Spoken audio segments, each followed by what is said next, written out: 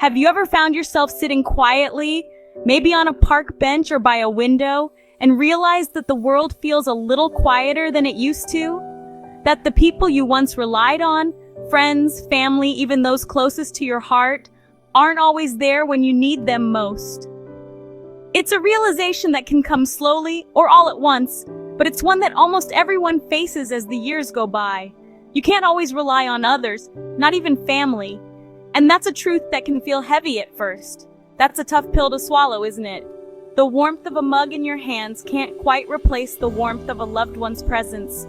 The silence in the room can feel louder than any conversation you used to have. It's a moment that can bring a sigh, a sense of longing, or even a little sadness. But it's also a moment of clarity, a chance to see things as they truly are. As you get older, you start to see things for what they are. The memories in those photographs are precious, but they're not the same as the support you need today. The sunlight streaming in reminds you that life keeps moving, even when people drift away or priorities change. It's not about blaming anyone, it's just the way life unfolds. The calls slow down, the visits get shorter, and the help you expected just isn't there. Maybe you check your phone, hoping for a message that doesn't come.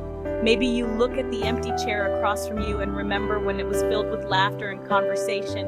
The calendar pages turn, and the days sometimes feel longer. It's a reality that can sting, but it's also a turning point.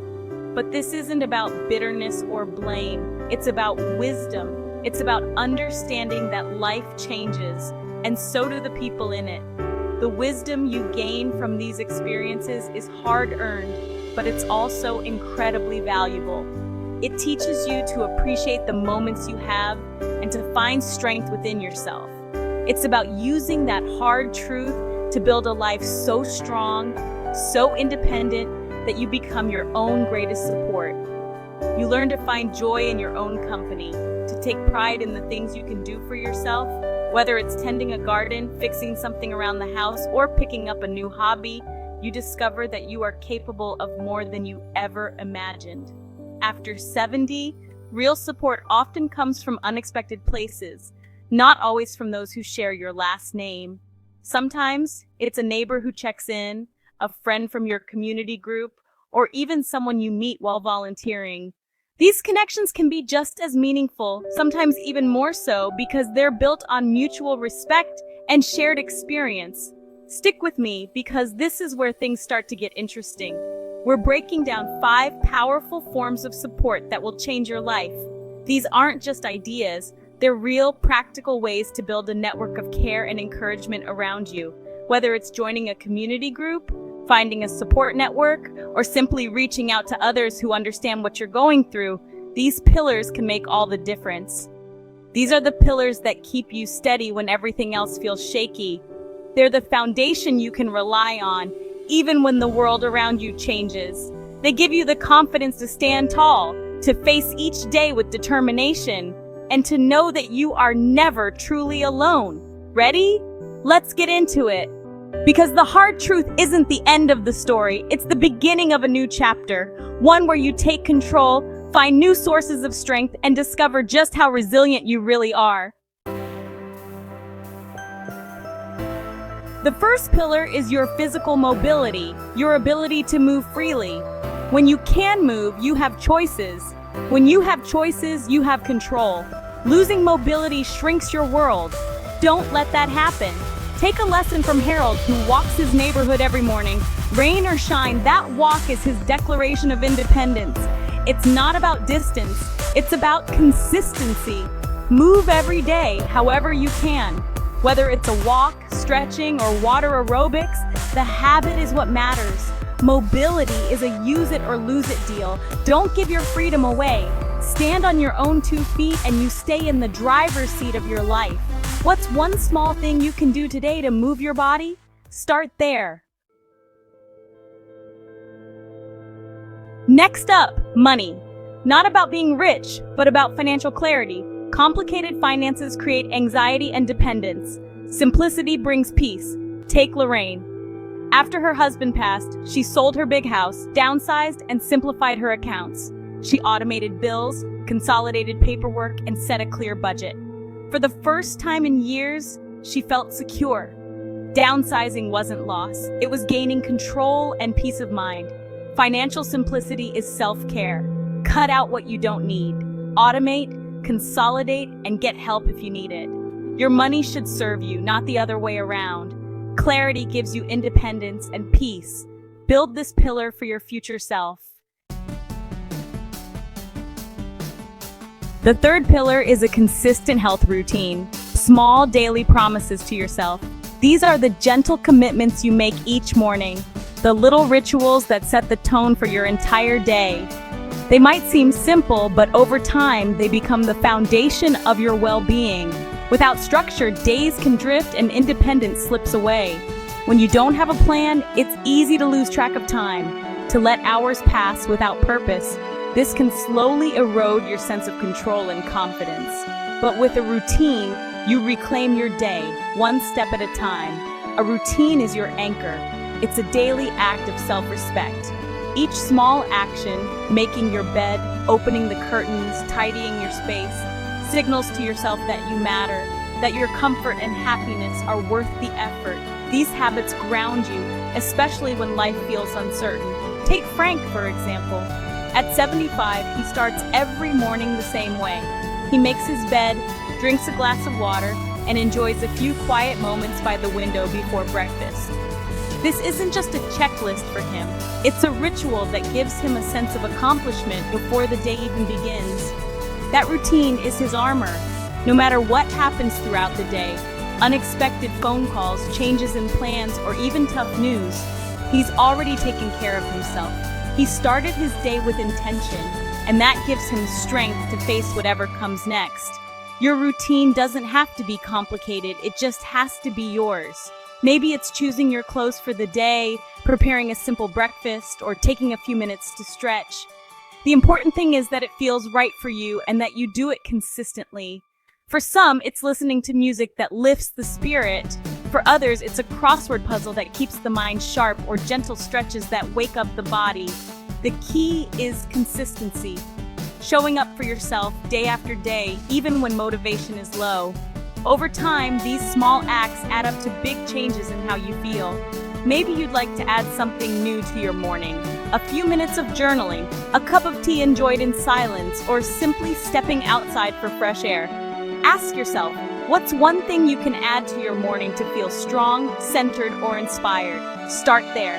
Make it non-negotiable. Write it down, set a reminder, or leave yourself a note on the bathroom mirror.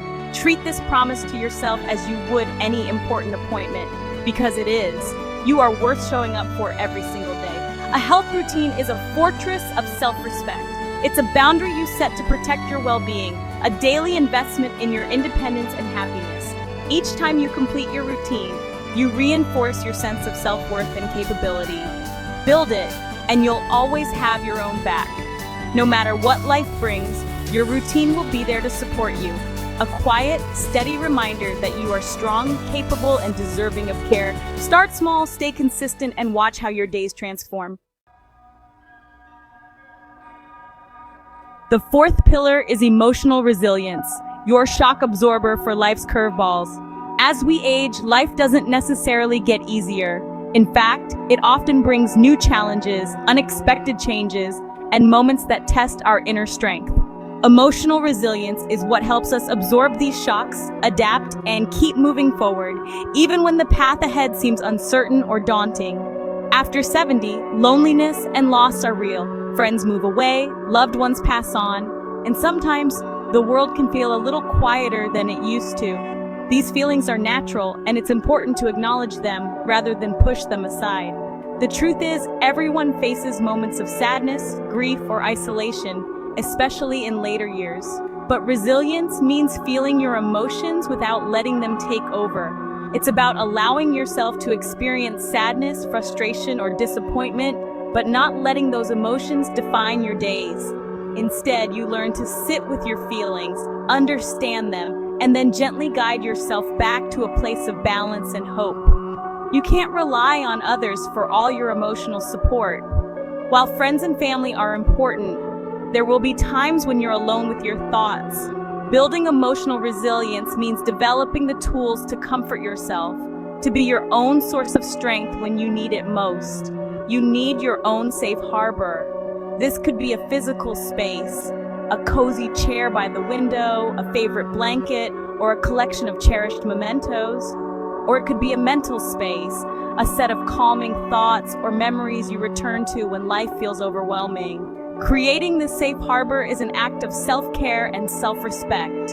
Eileen, 85, created a nightly ritual.